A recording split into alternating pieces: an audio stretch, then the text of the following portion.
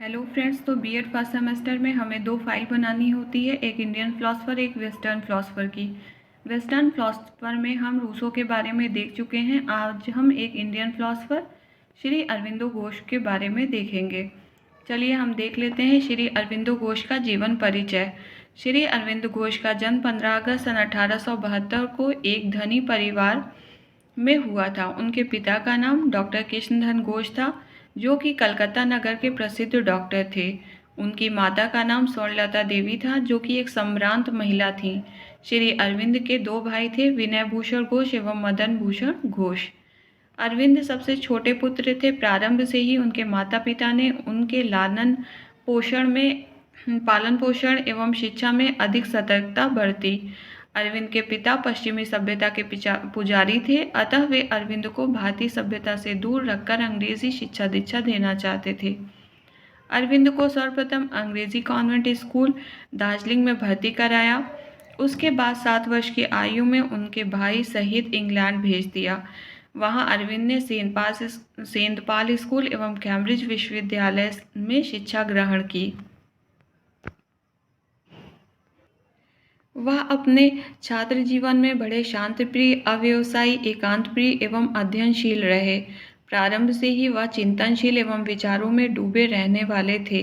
उन्हें अंग्रेजी भाषा के अतिरिक्त फ्रेंच, इटालियन, स्पेनिश एवं जर्मन भाषाओं का अध्ययन किया। पिता की तीव्र इच्छा एवं आज्ञा के अनुसार उन्होंने इंडियन सिविल सर्विसेज की तैयारी की।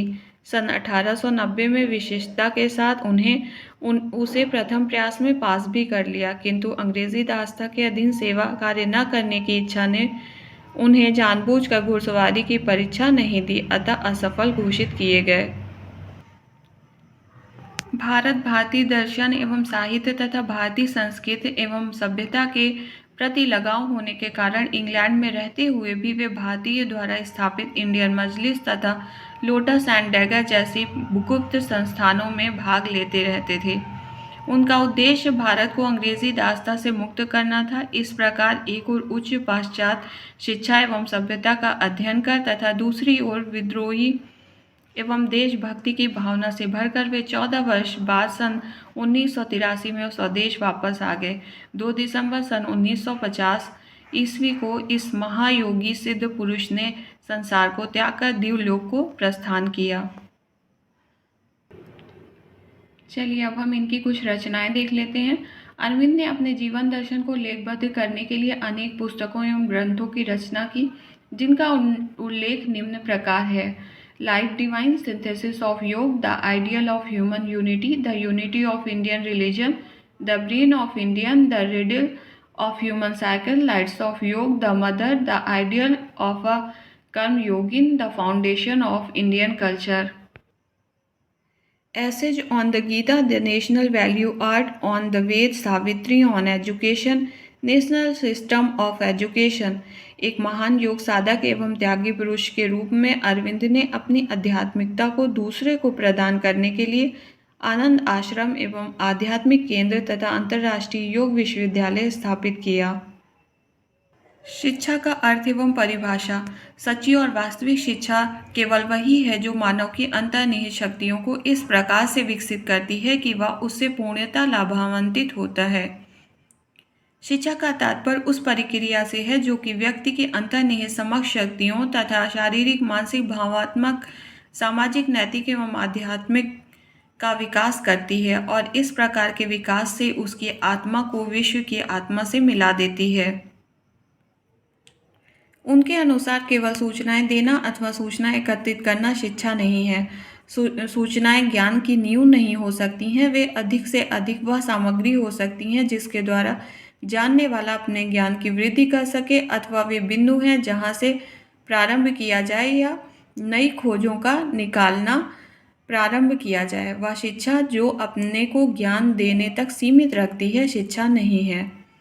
अरविंद कहते हैं कि प्रत्येक व्यक्ति को मस्तिष्क, बुद्धि, चित्त, मनस, अंतःकरण, ज्ञानेंद्रियां एवं कर्मेंद्रियां जन्म से प्राप्त होती हैं। इनके द्वारा व्यक्ति सूचनाओं को अपने लिए और दूसरों के लिए एकत्र करता है तथा प्रयोग करता है। इसके परिणाम स्वरूप व्यक्ति अपने चित्त व स्वभाव की वृत्तियों के अनुसार नाना प्रकार के अनुभव एवं संस्कार ग्रहण करता है। ये सब उसकी शिक्षा एवं जीवन के ही अंग है और ऐसा करके वह जीवित रहता है। इस प्रकार व्यक्ति के जीवित रहने के लिए शिक्षा रूपी साधन की आवश्यकता है। इस दृष्टि से अरविंद ने शिक्षा के अर्थ को स्पष्ट करते हुए कहा है, सच्ची एवं जीवित शिक्षा केवल वह है जिसके द्वारा बच्चे की छिपी हुई शक्तियों का विकास होता है और उसके जीवन मस्तिष्क राष्ट्र की आत्मा एवं मानवता की आत्मा और मस्तिष्क से उचित संबंध जोड़ने में सहयोग प्राप्त होता है। वास्तविक शिक्षा व्यक्ति के मस्तिष्क, आत्मा, विवेक तथा बुद्धि को उचित मार्ग प्रदर्शन करती है, प्रशिक्षित करती है तथा विकसित करती है। इस प्रकार अरविंद के अनुसार सच्ची एवं वास्तविक शिक्षा वही है जो मानव की अंतर्निहित शक्तियों को इस प्रकार विकसित करती है कि वह जीवन में सफलता प्राप्त कर सके। शिक्षा मनुष्य की मस्तिष्क एवं आत्मा की शक्तियों का निर्माण करती है और उसमें ज्ञान, चरित्र एवं संस्कृति को जागृत करती है।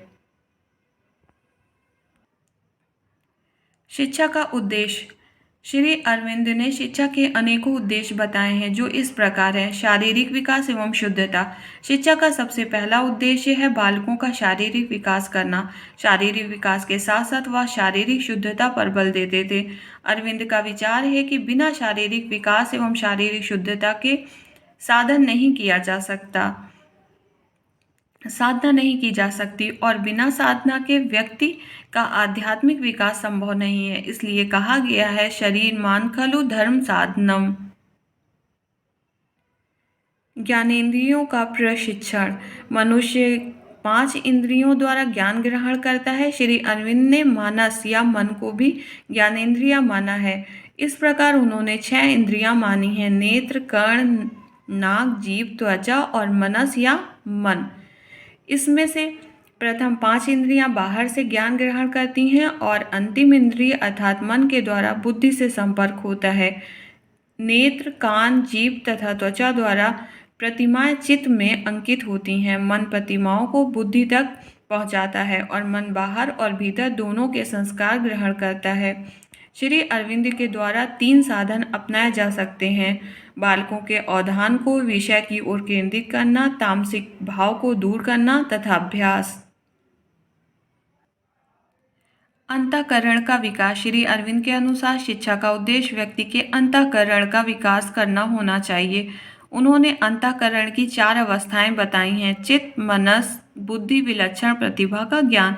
इन चारों स्तरों के विकास से ही मनुष्य पूर्ण मानव बन सकता है। अतः बालकों को ऐसी शिक्षा प्रदान करनी चाहिए जो कि अंतःकरण के इन चारों स्तरों को भली भांति विकसित कर सके। नैतिकता का विकास। नैतिकता का विकास करना शिक्षा का प्रमुख उद्देश्य मानते थे, क्योंकि जब तक मनुष्य का नैतिक विकास न होगा तब तक वह अपना समाज, राष्ट्र, विश्व तथा मानव का कल्याण नहीं कर सकता है। उन्होंने मनुष्य के नैतिक विकास संबंधी 3 बातें बताई हैं। मनुष्य के संवेग, इमोशंस, मनुष्य की आदतें एवं सहचर्य, हैबिट्स एंड एसोसिएशन, मनुष्य का स्वभाव, नेचर। आध्यात्मिक विकास।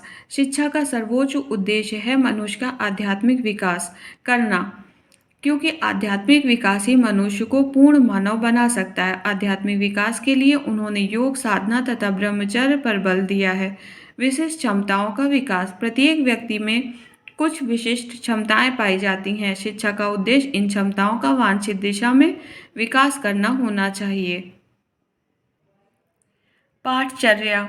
श्री अरविंद मनोविज्ञान के बड़े पारखी थे। वे चाहते थे कि वे पाठ्यक्रम में ऐसी ही पाठ्य वस्तु का समावेश किया जाए जो बालकों की आवश्यकता तथा रुचि के अनुकूल हो।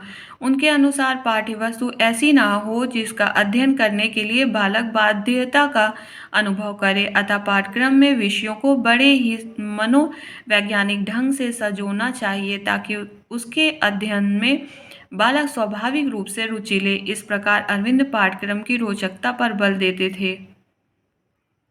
श्री अरविंद पाठ्यक्रम में उन सभी विषयों को स्थान देना चाहते थे जिनका व्यवहारिक जीवन के लिए ज्ञान प्राप्त करना आवश्यक है। वे चाहते थे कि पाठ्यक्रम में भाषा, साहित्य, गणित, समाजशास्त्र, मूर्तिकला, वास्तुकला इत्यादि विषयों को प्रमुख स्थान दिया जाए, क्योंकि इन विषयों की शिक्षा दैनिक जीवन में काम आती है।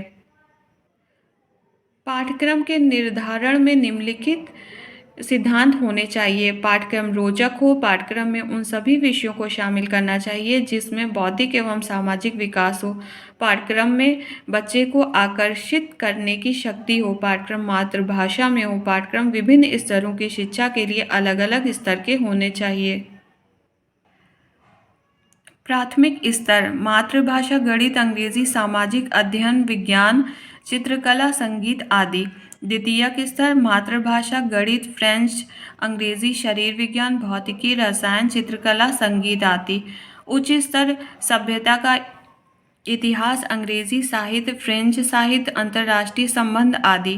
व्यावसायिक स्तर चित्रकला, बागवानी, सिलाई, कढ़ाई, भारतीय पाश्चात्य संगीत, कृषि, मेडिकल इंजीनियरिंग आदि। शिक्षण विधियाँ बालकों के मनोभावों एवं रुचियों का अध्ययन। शिक्षक को चाहिए कि वह बालकों के मनोभावों एवं रुचियों का अध्ययन करे और उनको ध्यान में रखते हुए पढ़ाए। सभी बालक पढ़ने में रुचि लेंगे और शिक्षक का अध्यापन महत्वपूर्ण होगा। विषयों के प्रकृति के अनुसार अध्यापन में बालकों की शक्तियों का प्रयोग। बालकों में ज्ञान प्राप्त करने के लिए बहुत सी शक्तियाँ एवं प्रवृत्तियाँ निहित होती हैं। प्रत्येक शक्ति विशेष प्रकार के ज्ञान को प्राप्त करने में अधिक सहायक होती हैं। अतः शिक्षकों को चाहिए कि वे विषयों की प्रकृति के अनुसार अध्यापन में बालक की विभिन्न शक्तियों का प्रयोग करें। बालकों को स्वप्रयत्न तथा स्व अनुभव के द्वारा शिक्षा प्राप्त करने के लिए प्रोत्साहित करना। शिक्षकों को चाहिए कि वे बालकों को सदैव स्वप्रयत्न तथा स्व अनुभव द्वारा शिक्षा प्राप्त करने के लिए प्रोत्साहित करें। इस प्रकार से प्राप्त किया हुआ ज्ञान बालक के व्यक्तित्व का अस्थायी अंग बन जाता है और यह ज्ञान वास्तविक और लाभप्रद भी होता है। शिक्षण में बालकों की स्वतंत्रता पर बल। अध्यापन में बालकों की स्वतंत्रता पर अधिक बल देते हैं। उनका विचार था कि जब तक बालक अध्ययन में स्वतंत्रता का अनुभव करेंगे तब तक ना तो उनका पढ़ने में मन लगेगा और ना ही पढ़ने के लिए स्वयं अग्रसर होंगे। प्रेम एवं सहानुभूति के साथ अध्ययन। बालकों को सदैव प्रेम एवं सहानुभूति के साथ पढ़ाना चाहिए। यदि शिक्षक ऐसा नहीं करें तो बालकों को पढ़ने के प्रति रुचि न होगी, वे अध्यापन में बाध्यता का अनुभव करेंगे। क्रिया द्वारा सीखना। आधुनिक शिक्षा शास्त्रियों की भांति अरविंद भी क्रिया द्वारा सीखने को अधिक महत्व देते थे। बालकों को क्रिया द्वारा सीखने का विशेष अवसर मिले, इस बात को ध्यान में रखते हुए श्री अरविंद ने पाठ्यक्रम में वास्तुकला, चित्रकला ऐसे क्रिया प्रधान विषयों को महत्वपूर्ण स्थान दिया है। अध्यापन के माध्यम के रूप में मातृभाषा का प्रयोग। अध्यापन में उस भाषा का प्रयोग करना चाहिए जो भाषा बालक ने अपने माता पिता और पड़ोस के लोगों से स्वाभाविक रूप से सीखी है। यदि अध्यापन में मातृभाषा का प्रयोग नहीं किया जाता है तो सरल से सरल ज्ञान बालकों को दुरूह प्रतीत होता है।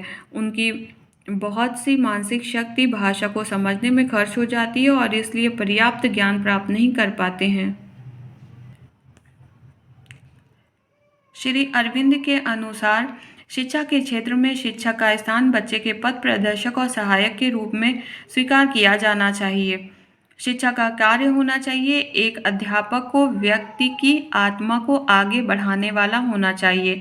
यह कार्य वही व्यक्ति कर सकता है जिसे आध्यात्म विषय का स्पष्ट ज्ञान हो और जो योग की क्रिया में प्रशिक्षित हो।